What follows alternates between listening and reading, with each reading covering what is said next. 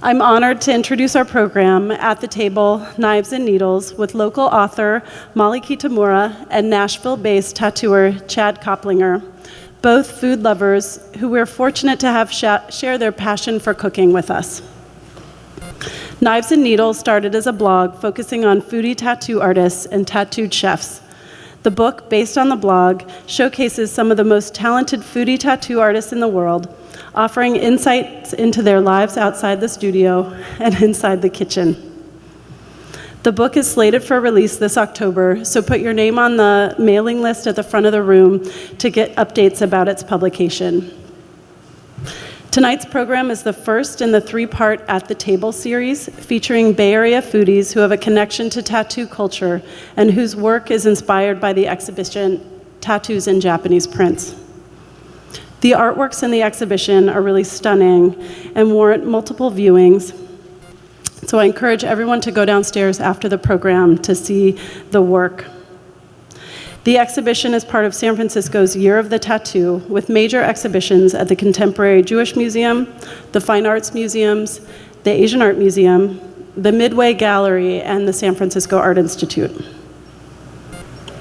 It's exciting for the Asian Art Museum to be part of this larger effort to bring greater awareness to the West of Japanese tattooing and ukiyo-e culture in general.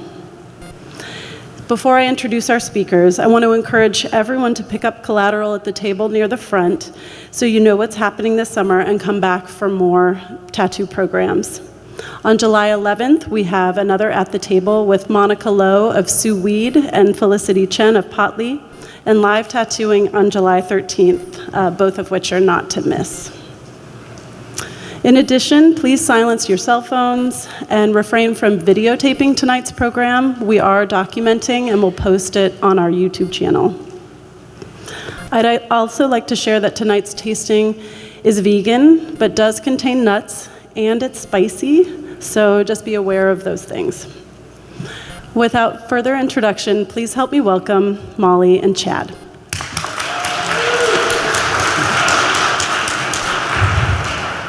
Hi, my name is Molly Kitamura, and this is my friend Chad. Hello. He's a well-known foodie, amazing tattooer, and he's also a participant in my cookbook. So tonight we'll talk about Knives and Needles, the cookbook, and we'll also do a cooking demo of Chad's very own recipe from the book. In the book, it's with chicken, but he has made it vegetarian tonight. And Vegan. And so I hope you enjoy it. But first, let us tell you a little bit about ourselves. I'll go first. So I knew I wanted to be a chef when I was about 5 years old. I spent a summer watching Love Boat reruns, and by the end of the summer, I had told my mom that I wanted to be a chef on a cruise ship. She cleverly replied that every great chef starts out by washing dishes. Fast forward 15 years, that dream became a reality when I attended culinary school in Vermont. From there, I moved to Miami, where I fervently looked for a sushi chef apprenticeship. But being a woman, it's really, really hard to find someone that will teach you sushi, and I heard all the excuses. Women's body temperatures run too hot, they spoil the fish, it's simply not women's work. So to me, that was always ironic because traditionally women are supposed to be at home in the kitchen, but when they want to cook professionally, they often get dismissed. So it was really challenging to find an open-minded chef to teach me sushi. Luckily, staying in Miami, I found a chef that was open-minded enough and generous enough to share what he knew with me. From Miami, I got an opportunity to take what I'd learned and start an apprenticeship in Japan, where I basically started all over and relearned everything I knew. For example, just by watching and observing my chef for 3 months. After a few years in Japan, I decided I wanted to share what I learned and discover more of the world. I wanted to take what I'd learned and travel the world and see different cultures, meet the people, eat the food. I just wanted to see the world. So excuse me. So I hired a headhunter, and that journey took me all over the Middle East, Europe, South America, and back to Asia. In 2011, I met and married my husband, Taki, and moved to the Bay Area. I had grown up in Minnesota and was living in Ireland at the time, so the Bay Area was a really, really nice change for me, and it was a great place to come back to the States too. And that's when Knives and Needles started, because we had decided to retire my knives professionally and focus on family. So Knives and Needles, like Allison said, started out as a blog with me interviewing foodie tattooers on their love of food and tattooed chefs on their love of tattoos. Two of my favorite chefs in the world are Alice Waters and the late chef Anthony Bourdain. They have written numerous books on food, which I devoured with great zest over the years. And I wanted to follow in their footsteps. So I wanted to bring Knives and Needles into a cookbook where I would explore further the connection between cooking, chefs, and tattooers and tattooing. To me, there's a bigger connection than the obvious, because both industries really came up in the world through TV. Chefs went from social outcasts, burger flippers, to celebrated artists overnight. And tattooers, through television, went from punk outcasts to visual rock stars overnight. And I wanted to delve into that further. I think that's a really interesting point. They're also very similar personality types. They're kind of social outcasts. They're artistic, creative. They love traveling. They're very transient, and they take on apprenticeships. And I think those connections are very unique.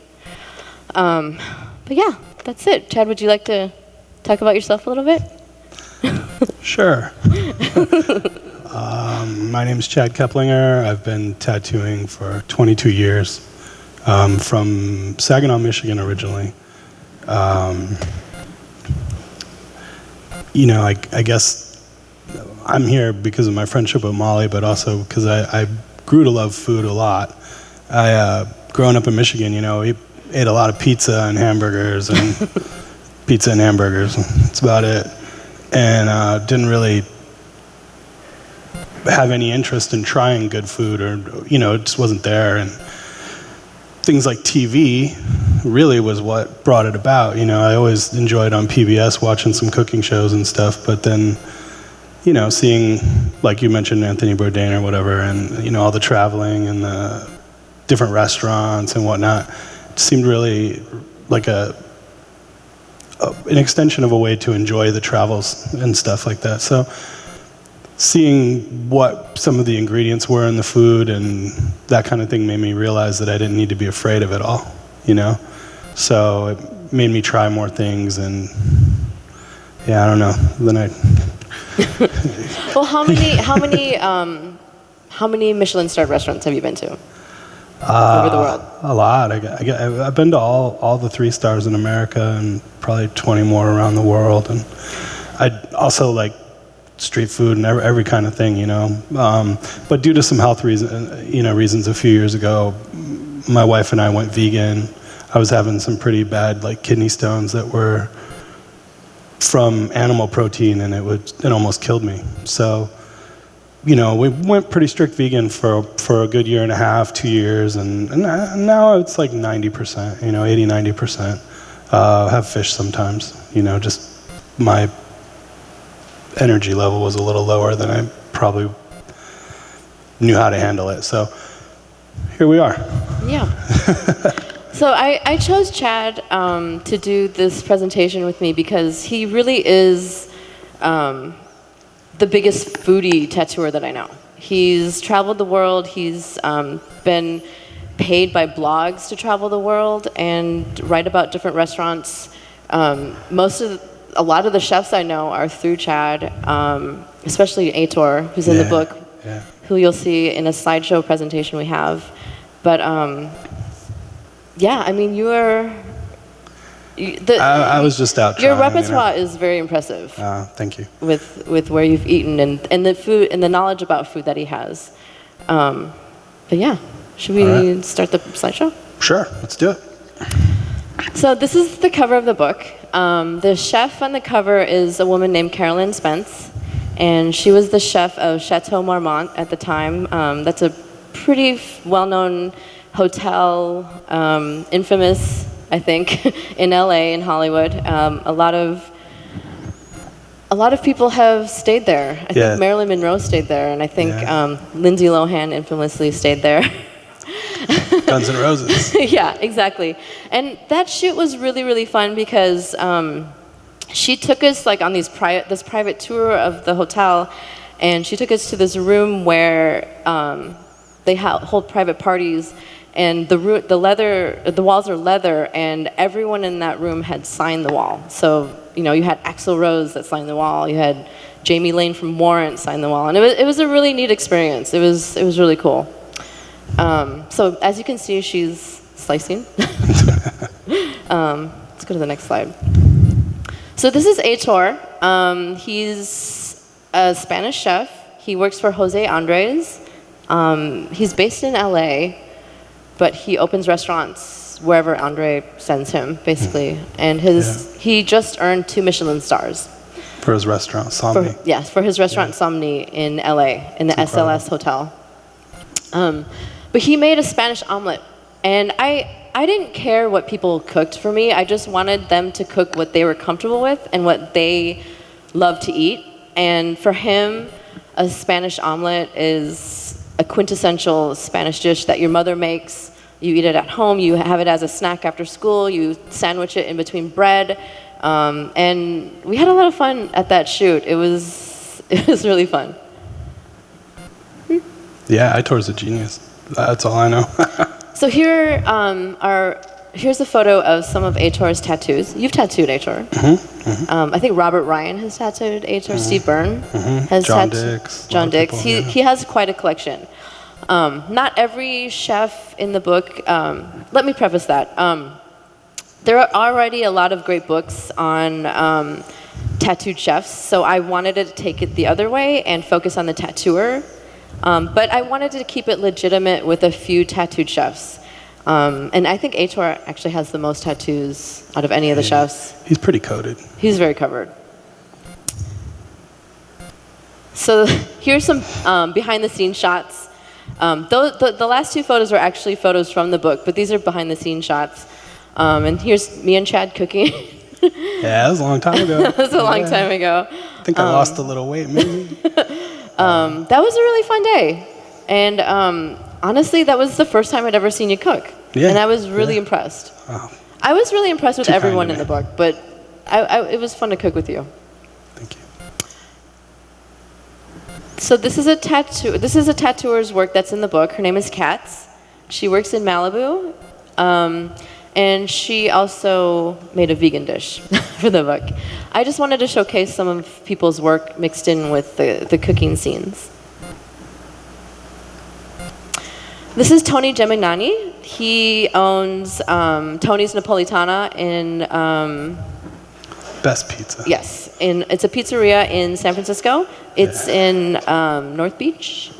And he is a 9-time world-class pizza tosser. He's a king.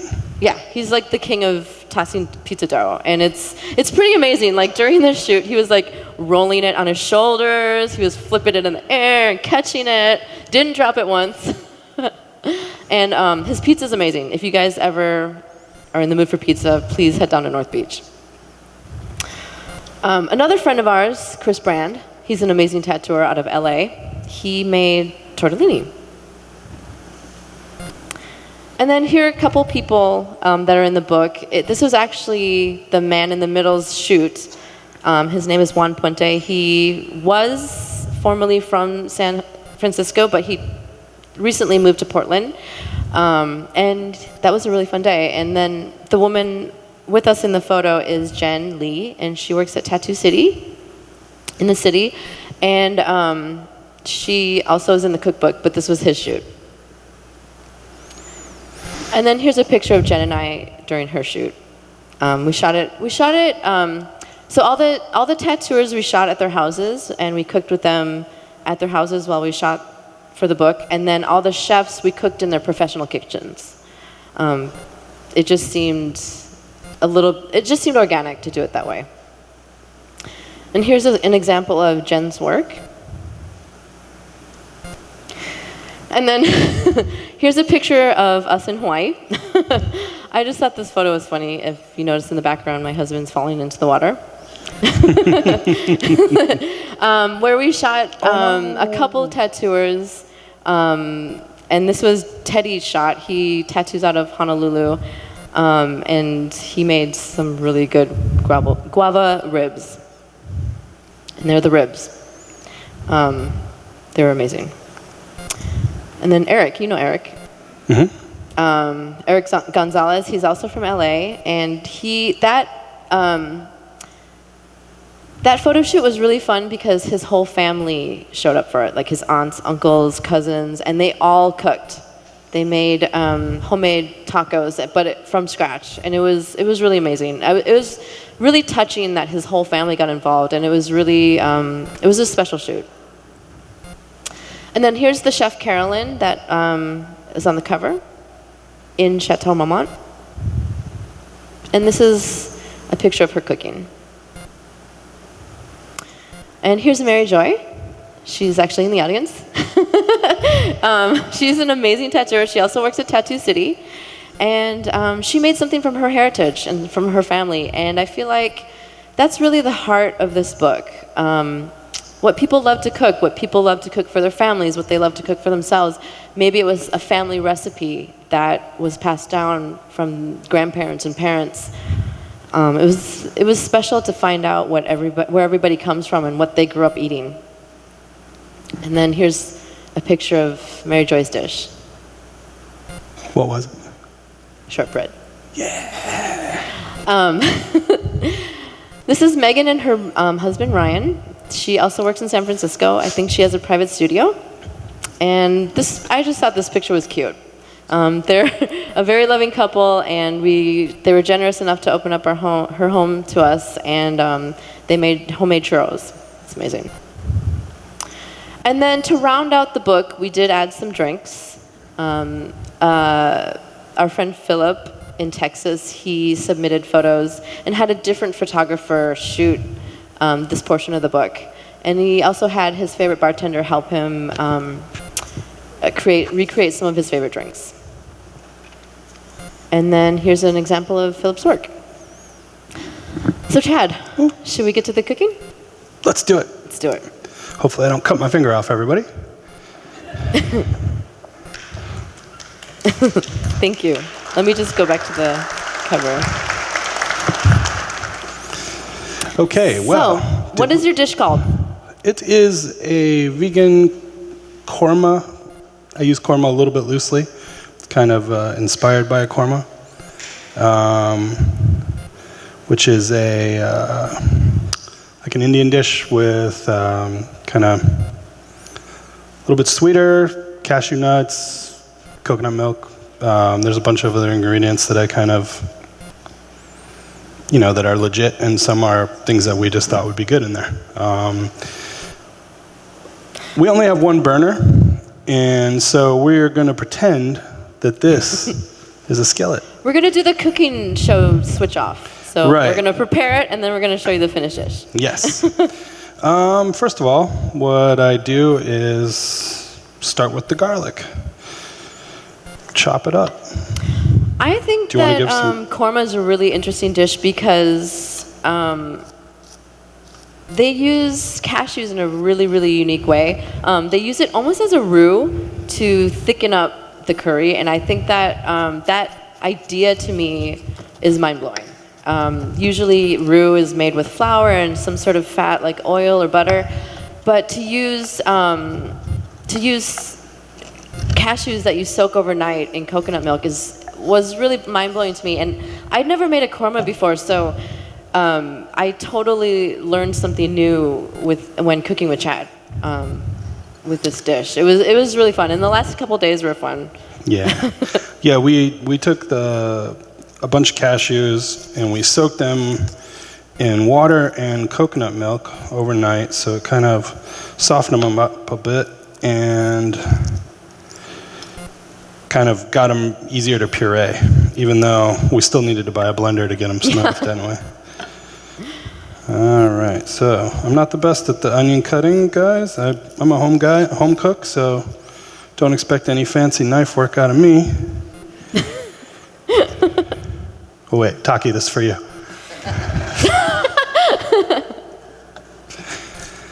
So I love all the spices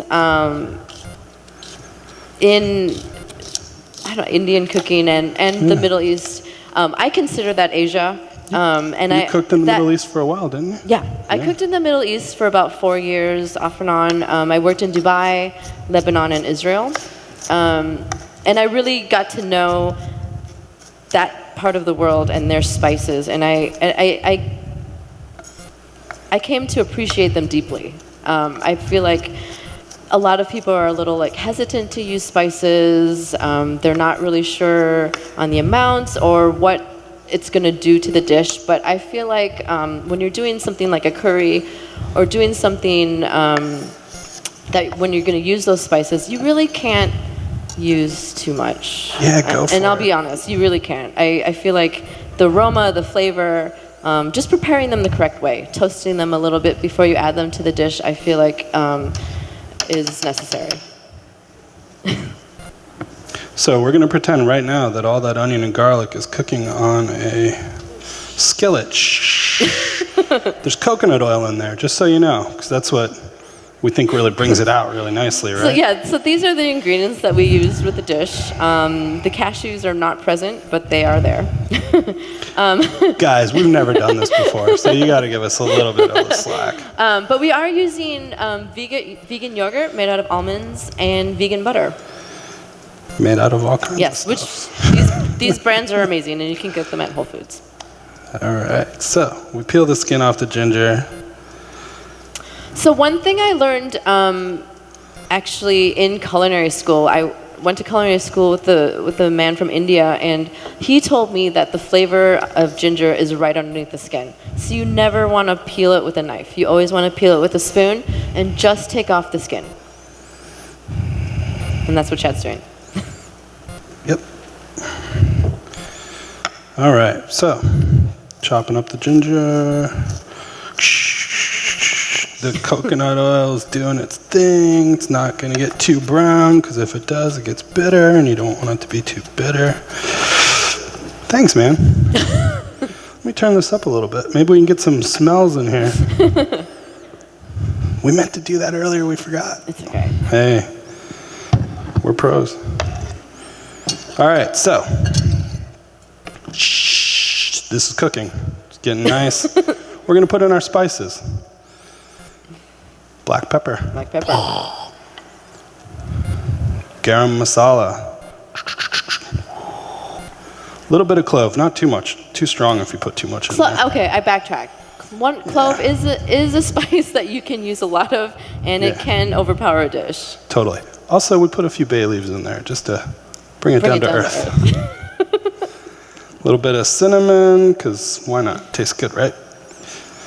Now, unless you're weak, you want to put in some cayenne. Give it a little kick. Put it all in there. What the hell? What was this one? This is our fake one. Yes. This is coriander. A little bit of curry powder. Some turmeric. And sweet paprika? Yep, sweet smoked paprika. Get out of there. All right, so anyway, we do our thing. We want it to kind of cook into each other, flavors to meld, all that kind of stuff. It's doing its jam. In the meantime, it's super easy to burn spices. You definitely want to watch what you're doing, go over a low heat, and keep it moving. Yeah, keep it moving. That's how it melds together. It gets that taste you like. Now, we're going to take our full-fat coconut milk. And that's going to also help it from keep it from burning. So we're going to put a bunch of that in there. Mix that all up.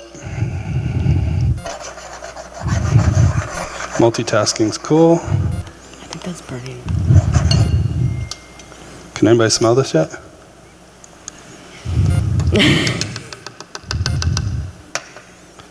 Let's see here.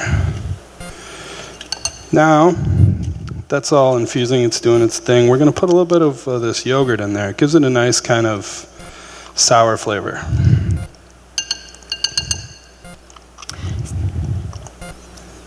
Boom. It's cooking, it's cooking, it's cooking. So is this one. Hey, when are they getting their tastes? Are they coming out soon? Oh, there they are. I think taste of this, the real finished one is coming out to you guys pretty quickly here. And like we said, it does contain nuts. So if you're allergic to nuts, please do not partake. Yeah. Whoa, man, that thing is going everywhere. All right. Then we put a little bit of this tomato paste in there. Man, turn that off, bro. All right. So we'll put a little of this in there. Usually a little more than that, but that's what's coming out right now. And then we do my little secret. I don't think very much Indian food really uses maple syrup. I'm not an expert, but I will go out on a limb and say that.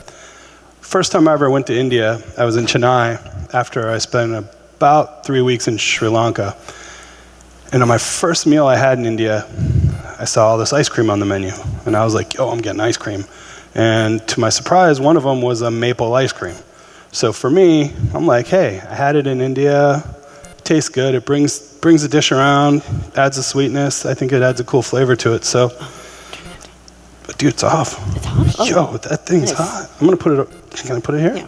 Guys, I'm gonna ruin your tablecloth, are you bummed? Okay. So, I like maple syrup. I grew up in the north, so I put a bunch of maple syrup in there. And just to remind you, this is Chad's korma. Yeah, this is not a legitimate thing, man. This is just a dude who likes stuff, and and everyone's recipes in the book are their recipes.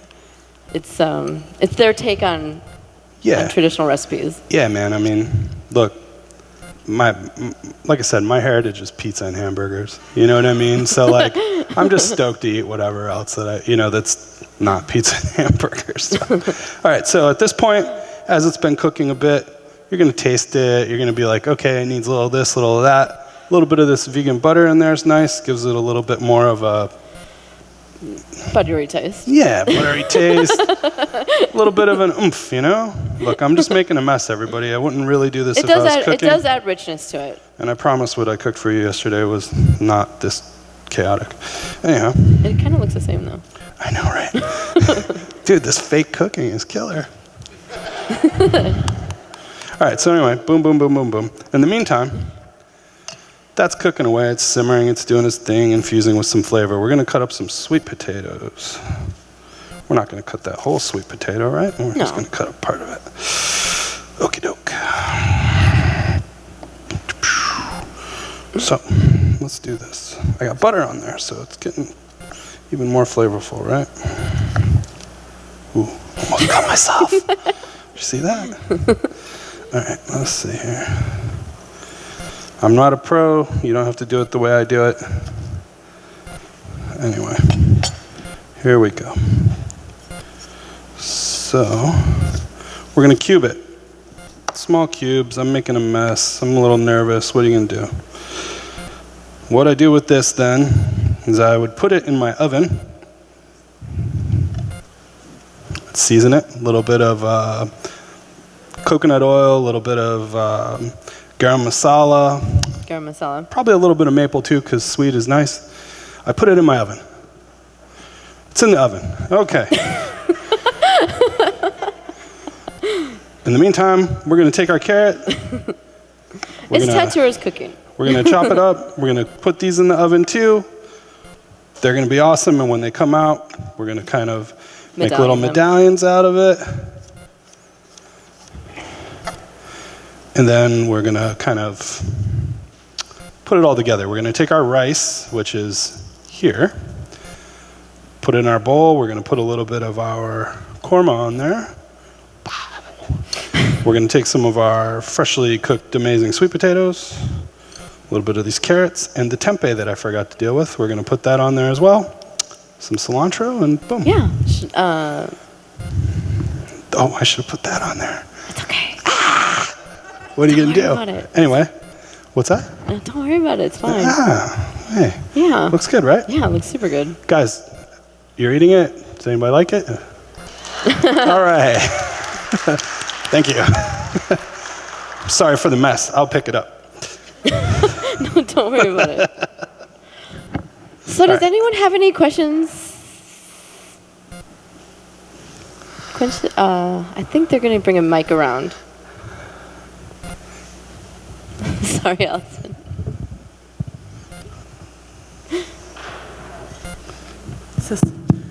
Questions? Okay. Start over Don't worry here. about it. It's okay. How's it going? Hi. I was wondering what shows on PBS that you were watching, though. Man, I was a little kid. I love the old PBS cooking shows. Right? It was probably like Jacques Pepin and Yeah, like... I like the classics. Yeah. I love Julia. That Yank and That Cook. Cajun, that I like Cajun Yank and dude, Cook. right? Oh, I get her. And also, you know, I was a little bit older, but then Emeril, man, you know, he was pretty Emeril sick, Lagasse right? is- Bam. yeah. He was great. I wish I could remember the rest of them. I know there was a lot more of that kind of thing when I was young. It was less like reality shows and it was actually people doing stuff on TV. Yeah, no, the was PBS cool. cooking shows were where it's at. I feel like it got supremely diluted with the Food Network. It was just Totally. so heartfelt. Even Emerald stuff on PBS was like he's sitting on a stool, he's talking to you. Yeah, You know, Totally. it was like really. Wolfgang Puck, that was another And dude what's that I that- saw Oh, all the yeah, time. What's that French chef's name? He's like an older French. Jacques Pepin. Yes. Yeah, he was Thanks, great. guys. Appreciate it. Yeah, thank you. Okay, other questions? Anybody else?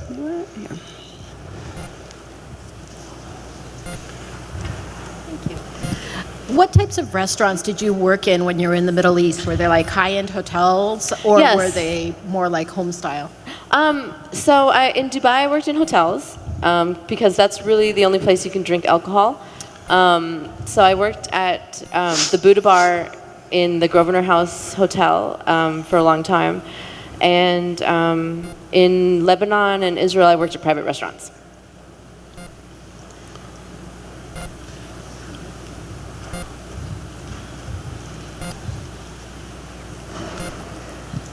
This is a kind of silly question, but how do you like to eat? Do you like to savor or do you eat really quickly? Just what is your eating style? So I try to eat slower, but personally, from working in restaurants for so long, I eat a little bit fast.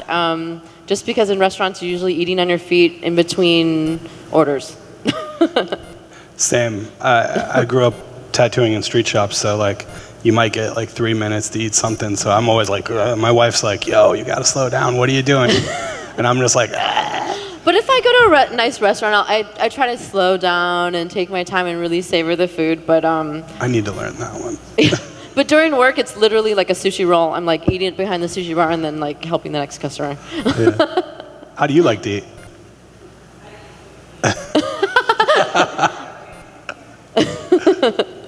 So the question I had is, what kind of yogurt were you using? Oh, it's Kite Hill almond yogurt, the plain unsweetened. You know, you got to add your own stuff to it, right? It's really good. It's a really good yogurt substitute. It actually tastes just like yogurt. Yeah, it's killer. First of all, I just wanted to say that the korma was delicious. Oh, and thank you. could have eaten, yeah, we could have eaten It's all 10 Chad. more. Delicious. But I was wondering, Molly, since you put this book out on all these tattooers and chefs, what would you have made for the book? Or did you make something? I actually did make something. Oh, cool. So I used to own a restaurant in Argentina, and it was a traditional Argentine restaurant. So we made Argentine food is pretty much Italian food. Most of the people are Italian there. There are a few Spanish people, a few French, and a few German, but most of the people are either indigenous or Italian. So most of the food is Italian, and I made Milanese. Oh, sorry. Milanese is thinly pounded steak. You pound it maybe about a 1/4 inch thick, and then you bread it with panko, and then you can either bake it or fry it. I made it Napolitana style, which is adding a slice of ham, mozzarella, tomato sauce, and basil, and you bake it in the oven. It's really good. Sounds so good. Other questions? Here.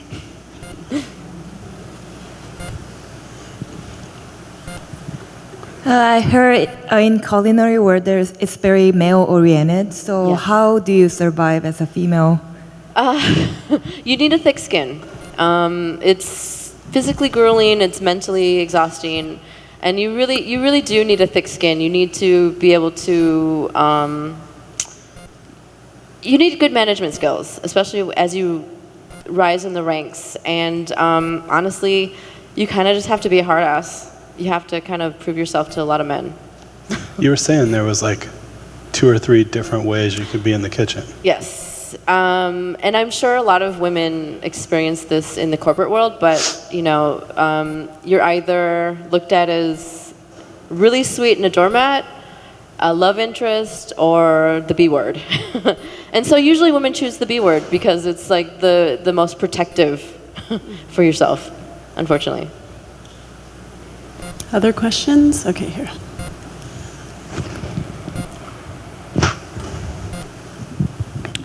Hi, I may have missed it, but are you in a kitchen now, or where are you working now?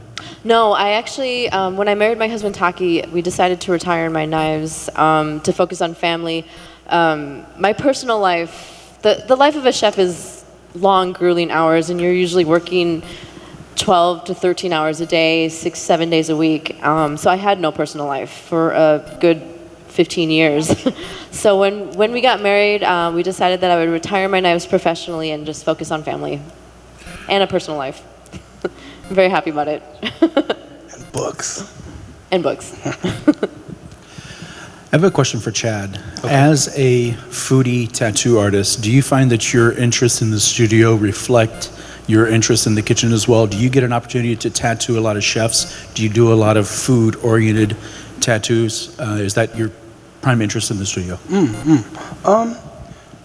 I do go through periods where I'm tattooing quite a few chefs. It depends. A lot more when I was traveling a lot. I did spend about 12 years kind of mostly traveling, and I would be in town, I'd go to a restaurant, the chefs would be like, oh, let's get tattooed and whatever else. Not really a lot of food tattoos, unfortunately. I would love to do more. I think they'd be really cool, but I think whenever I am tattooing chefs, I end up taking a lot longer because I'm just talking about food the whole time. I feel like I might annoy them. I'm just asking a million questions and that kind of thing. And that's another aspect of the relationship between tattooers and chefs. They both love each other's careers. They love each other's industries. Most chefs I know are tattoo addicted, and most tattooers are at least becoming really big foodies and really serious foodies. Yeah, I think that relationship is... Totally. Well, you work pretty hard, and you're either going to go the route of junk food and just fall apart, or you're going to treat yourself to something nice and appreciate another kind of art form in a way, Yeah, and I mean, tattooers have kind of worked it into their life in the way that they get access to some of the best restaurants in the world, and normally wouldn't have the opportunity to eat there even. Yeah, I feel really fortunate like that. If they hadn't known these chefs. Yeah. It's a relationship I feel like that's growing, and I actually know a lot of tattooers that were chefs at one point. Yeah, actually I do too. Or at least cooked in the kitchen. A few. I wonder how many tattooers quit tattooing to become a chef. Permanent makeup. Yeah. That's it. Well, this is a question for both of you. Do chefs keep their recipes written, or is it all in their head? And the same thing with tattooers. Do you keep patterns of the tattoos that you make, or do you just ad hoc it every single time? I'll let you go first. Chefs. So most restaurants, I think it depends on what type of restaurant you're working at. I feel like a lot of Japanese restaurants don't make recipes. When I first started working in Japanese recipes, especially in Japan, they would hand me all the ingredients and like give me the finished dish and be like, okay, make it like that. So then, you kind of build a palette, and you build really like how you kind of can foresee how something's going to taste by how much you put in something. If you know that's a strong ingredient, you kind of like lay off a little bit and add little by little. And I feel like, so a lot of Asian restaurants don't do recipes, but I feel like a lot of bigger corporations like Nobu, they do recipes because they want everything to be the same in every Nobu. And I feel like that aspect is really important, so you don't have to like do that kind of training with somebody. But so it's kind of a mix. It just depends on the restaurant. As far as tattooing goes, I mean, there's a real long history of set designs, like flash on the walls with different, pictures or whatever on it where people would pick it. And there's still a lot of tattooers today that's kind of all they really do, And then there's other tattooers that will, perhaps draw everything freehand out of their mind on the skin with a marker before they tattoo it, or I'm sure there's even a lot of people that nobody I know really that just goes for it totally. You know what I mean? Yeah. A lot of custom drawing, a lot of things like that. Like you have the idea and we figure it out together and draw something. Me, I spent the first part of my career kind of doing everything, and now it's kind of whatever people ask for. So it's not necessarily a set. It's not like a recipe in a way. You know what I mean? It's kind of made up on the fly a lot of the time, for sure. A lot of it is like once you become experienced and build kind of your palate and know flavors, it just kind of becomes like automatic. Like I can literally take some salt and know if it's too much, if it's going to be too much, just by grabbing it for the dish. It's just something that you automatically kind of instinctually grasp as you start cooking. It's the same thing with tattooing. Sometimes you're tattooing a circle and you're like, oh shit, oh no, it's not going to come together. It's not going to happen. And then you're like, whoa, it worked. Luckily, food's a little bit more forgiving unless you're baking. Yeah, it's true. Are there other questions from the audience? Here we go.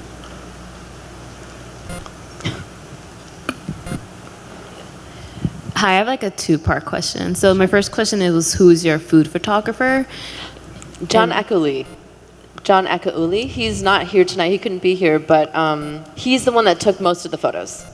There were a couple people like Zach Scheinbaum. He cooked in Santa Fe, so his parents actually shot for that part. And then Jamie, another photographer, shot for Phillips in Texas. And then I want to know, like, what was the timeline process like? Like, how long did it take you to get all those photos and do all the travels and all the interviews? So the actual writing of the book took 2.5 years.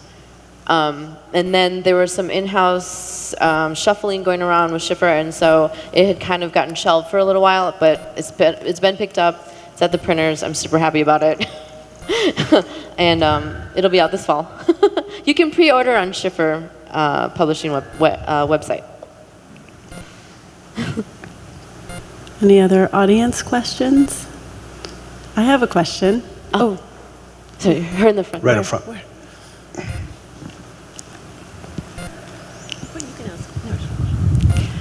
So I see that you have a lot of organic ingredients, and I know a lot of people are using organic ingredients, but is that typical for?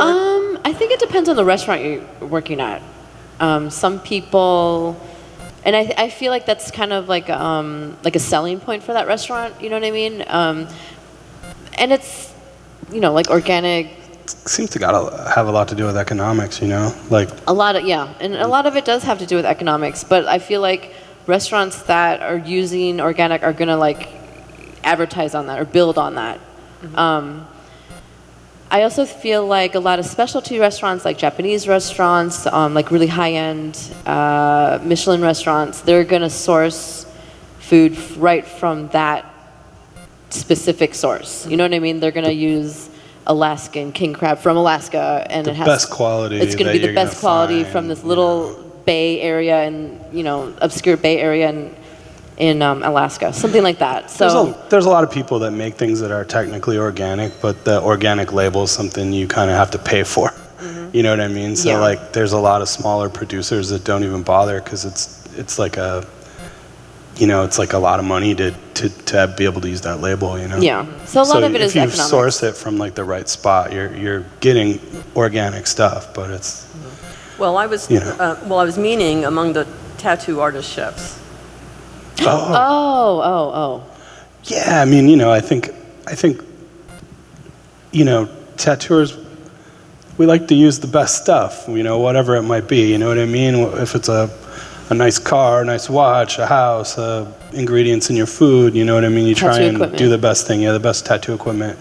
You know, it's never like, oh, I just want to get some junk, you know what I mean? So I think, you know, at least we have this perceived idea that that's going to be the best stuff. So, and it, you know, the taste to me is so much better. So, yeah, I can only speak for myself in that way, but yeah, I try and always use organic stuff when I can.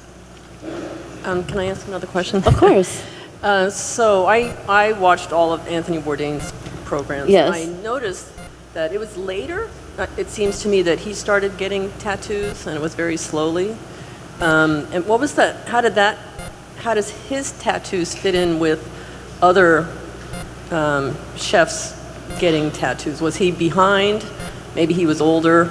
I feel like he was a little bit behind, but I do feel like him getting tattoos made a certain generation of chefs really okay with tattoos. Because there are kind of like two schools of chefs. Like the younger chefs, they're covered. You know what I mean? Like I was actually just reading this this article. It was like a farce article, but it was really funny because it was this band, this band of tattooers, and everyone always thought that they were chefs because they had tons of tattoos. So I think like my generation and younger, a lot of chefs are tattooed because they can be. But I feel like there is that Michelin old school chef that's really conservative, and they're more like the golfing crowd that will not ever get tattoos. And so I feel like Anthony Bourdain kind of crossed that a little bit and made tattoos for that generation a little bit more acceptable and cool. He was a cool guy. Anyone else? Other questions from the audience? Okay, I have a question. Sure. I'm wondering what your childhoods were like, if there was a lot of cooking in your homes, and if you were encouraged by your parents to cook and to participate in that process. So I'm actually adopted from Korea. My parents are Caucasian. I grew up in Minnesota in the Midwest. My sister's sitting right there. And so I grew up, my mom actually